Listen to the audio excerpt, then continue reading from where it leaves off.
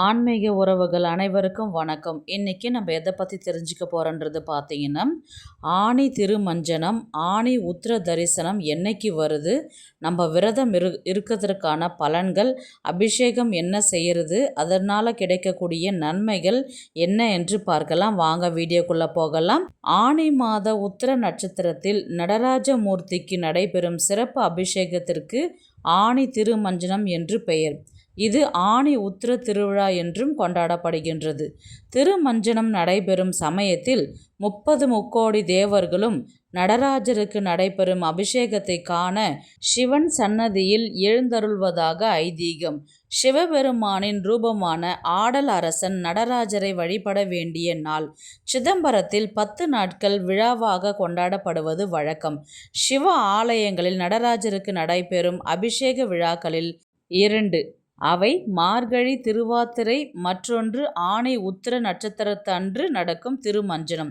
இந்த 2 நாட்களில் மட்டும் அதிகாலையில் அபிஷேகம் நடக்கும். சித்திரை திருவோணம், ஆவணி சதுர்த்தசி, புரட்டாசி சதுர்த்தசி, மாசி சதுர்த்தசி ஆகிய நாட்களில் மாலை நேரத்தில் அபிஷேகம் நடத்தப்படும். ஆனி உத்திர நட்சத்திரத்தன்று இங்கு உள்ள ஆயிரங்கால் மண்டபத்தில் அதிகாலையில் அபிஷேகம் நடக்கும். அன்று பகல் 1 மணிக்கு நடராஜரும் சிவகாமி அம்மனும் ஆனந்த நடனம் செய்தபடியே எழுந்தருள்வார். இன்றைய தினத்தில் நடராஜர் சன்னதிகளில் ஆனி திருமஞ்சனம் நடக்கின்றது. பக்தர்கள் நடராஜரை தரிசித்து தங்கள் வேண்டுதல்களை வைக்க ஆனி திருமஞ்சனம் மிக நல்ல நாள். படைத்தல், காத்தல், அழித்தல், மறைத்தல், அருளுதல் போன்ற தொழில்களை செய்யக்கூடியவர்தான் சிவபெருமான்.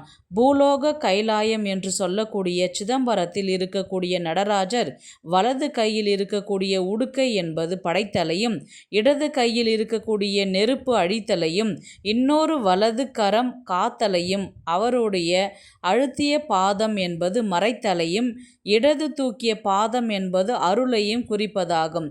இவ்வகையான 5 தொழில்களையும் தனக்குள் கொண்டு வந்து உலகையே இயக்கத்தில் நிகழ்த்துபவர்தான் சிதம்பரத்தில் இருக்கக்கூடிய நடராஜ பெருமாள். அந்த மகா அபிஷேகம் ஆனி உத்திர திருமஞ்சனத்தில் நடக்கின்றது.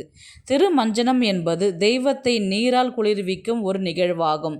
ஆங்கில மாதம் ஜூன், ஜூலை இடப்பட்ட காலத்திலும் தமிழ் மாதமான ஆனியில் வரக்கூடிய உத்திர நட்சத்திரத்தில் ஆனி திருமஞ்சன விழா நடைபெறுகின்றது. அக்னி நட்சத்திரம் வைகாசியில் முடிந்தாலும் ஆனியில் கோடை வெப்பம் மிகுந்து காணப்படுவதால் இந்த வெப்ப அளவின் தாக்கத்திலிருந்து நடராஜ பெருமானை குளிர்விப்பதற்காக ஆனி திருமஞ்சனம் விழாவை நடைபெறுகின்றது. நமக்கு ஒரு வருடம் என்பது தேவர்களுக்கு ஒரு நாள் பொழுதாகும். ஆனி திருமஞ்சனம் என்னைக்கு வருதுன்றது பார்த்தீங்கன்னா, ஜூன் 22ஆம் தேதி திங்கட்கிழமை அன்று வருகின்றது. அன்று சிதம்பர நடராஜருக்கு அதிகாலை 3 மணியிலிருந்து 6 மணி வரை சிறப்பான அபிஷேகங்கள் 1000 கால் மண்டபத்தில் நடைபெறும். அதைத் தொடர்ந்து சிறப்பான அலங்காரம் நடைபெற்று அதற்கப்புறம் சுவாமி நமக்கு அற்புதமான தரிசனம் தந்து அருள்பாலிப்பார். ஆனி திருமஞ்சனத்தை நம் கண்களால் கண்டு அந்த அபிஷேகத்தை பார்ப்பதனால் நமக்கு கிடைக்கக்கூடிய பலன்கள் என்னவென்று பார்த்தால், அனைத்து விதமான துன்பங்களும் நீங்கும், பிறவி பிணியிலிருந்து விடுபடலாம், செல்வம் சேரும், வாழ்க்கையில் அனைத்து விதமான நலன்களும் கிடைக்கும் என்பது ஐதீகம்.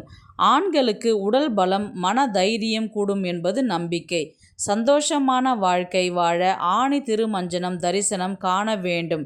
கணவன் மனைவிக்குள் இருக்கிற வேறுபாடுகள் மறைந்து நல்ல இல்லறம் அமையும். குழந்தை பாக்கியம் கிட்டும். தீர்க்க சுமங்கலி பாக்கியம் கிட்டும்.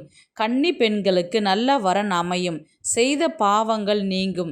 சந்திய காலங்களாக ஆனி முதல் மார்கழி இறை வழிபாட்டிற்கு உகந்த மாதங்களாக சொல்லப்படுகின்றது. ஆனி திருமஞ்சனம் அன்று நடராஜருக்கு பால், தயிர், தேன், பஞ்சாமிர்தம், நெய், சந்தனம், இளநீர் என 16 வகையான குளிர்ந்த பொருட்களை கொண்டு மகா அபிஷேகம் செய்யப்படுகின்றது. அல்லல்கள் அகற்றும் 6 அபிஷேகங்கள். சிவபெருமான் அபிஷேக பிரியர்.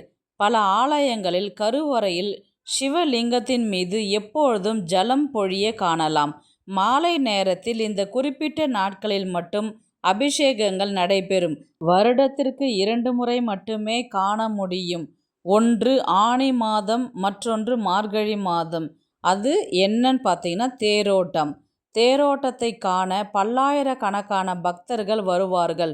ஓம் நமசிவாயம் என்ற மந்திரங்கள் முழங்க வடம் பிடித்து தேர்களை இழுப்ப பூஜை முறை பார்க்கலாம். அதிகாலை எழுந்து குளித்துவிட்டு நெற்றி நிறைய திருநீர் அணிந்து கொண்டு பிறகு பூஜை அறையை சுத்தம் செய்து கொண்டு புதியதாக வாசனை மலர்களை சாற்றி மஞ்சள் குங்குமம் வைத்து சங்கல்பம் எடுத்து கொள்ள வேண்டும்.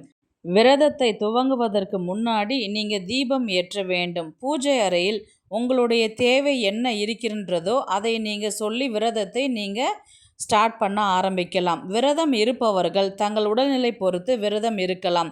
வீட்டில் சிலை வைத்து பூஜை செய்பவர்கள் என்றால் சிவனுக்கு பால், தயிர், இளநீர், பன்னீர் ஆகிய பொருட்களை கொண்டு அபிஷேகம் செய்யலாம். பிறகு வாசனை மலர்கள், வில்வம் சாற்றி அலங்காரம் செய்யலாம். சிலை இல்லாதவர்கள் வீட்டில் படம் வைத்து பூஜை செய்பவர்களாக இருந்தால் படத்திற்கு மஞ்சள் குங்குமம் வைத்து வாசனை மலர்களை சாற்றி வில்வம் வைத்து நெய்வேத்தியம் சமர்ப்பித்து தீபதூப ஆராதனைகள் செய்ய வேண்டும். பிறகு மாலை நேரத்தில் சிவன் ஆலயம் சென்று நெய் தீபம் ஏற்றி பூஜையை நிறைவு செய்து கொள்ளலாம். அன்று தேவாரம், திருவாசகம், சிவபுராணம் மற்றும் உங்களுக்கு தெரிந்த மந்திரங்கள், ஸ்லோகங்கள் அனைத்தும் பாராயணம் செய்யலாம்.